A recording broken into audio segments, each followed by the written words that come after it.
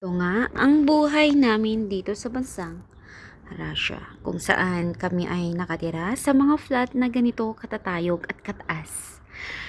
Dahil sa oras na ito ay mga alas 7 na, halos mag-aalas 8 na. Ngunit ang sikat ng araw ay talagang sadyang tirik na tirik pa. Kung makikita mo at iyong matatanaw, wala ka talagang maririnig na ingay at anong alingaw-ngaw sa paligid. Dahil punong-puno ng kanilang kapaligiran ng isang katahimikan. Halos mabibingi ka sa sobrang katahimikan. Dahil nga ganito ang buhay namin bilang isang OFW. Matutuwa ka na lang talaga sa mga tanawin na makikita sa labas, mga nagagandahang bulaklak kung saan mo makikita kahit saan man dyan sa labas. At kung makikita mo, punong-puno ng bulaklak sa kanilang hardin. Ang bawat pagitan.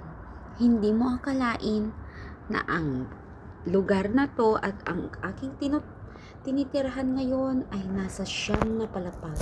Alam kong madaming nakaka-relate at mas madaming mas matataas pang building dito.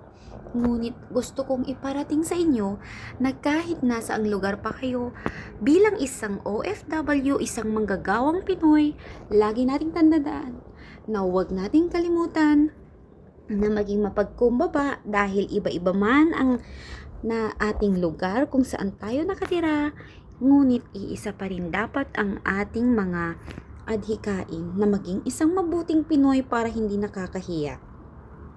Ayan.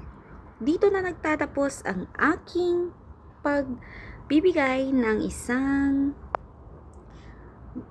magandang joke lang. Dito na nagtatapos ang aking pag-share ng isang kwento ng maligayang matirik na araw.